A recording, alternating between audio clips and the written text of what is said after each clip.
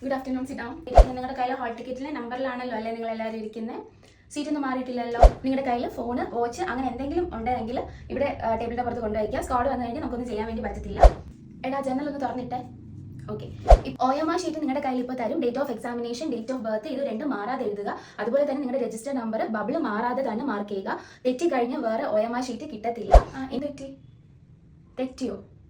ഞാനിത് കോമൺ ആയിട്ടല്ലേ പറഞ്ഞത്. OMR ഷീറ്റ് തെറ്റി കഴിഞ്ഞാൽ വേറെ തരാൻ പറ്റത്തില്ല എന്ന്. എന്താണ് ഈ കാണിക്കുന്നത്? ഇനി എന്ത് ചെയ്യും?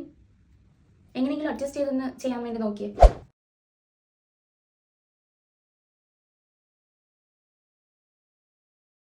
ക്വസ്റ്റ്യൻ പേപ്പറാണ്, പൊട്ടിച്ചിട്ടൊന്നുമില്ല. കണ്ടല്ലോ, രണ്ടും ഇവിടെ സൈൻ ചെയ്യാൻ വേണ്ടിയിട്ട് വന്നേ.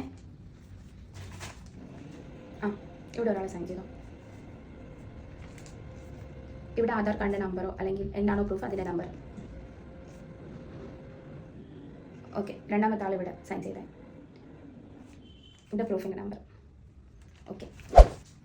ക്വസ്റ്റ്യൻ പേപ്പർ നിങ്ങളുടെ കയ്യിൽ തരും. അപ്പോഴത്തേക്കും നിങ്ങളുടെ പേരും രജിസ്റ്റർ നമ്പറും അതിന്റെ മുകളിൽ ഒന്ന് എഴുതി വയ്ക്കാം.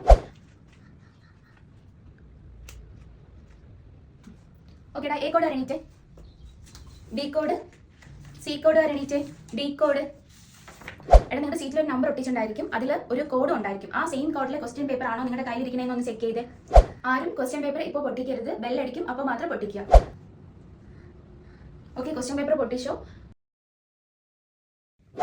1 മണിക്കൂർ കണ്ടിട്ടുണ്ടേ.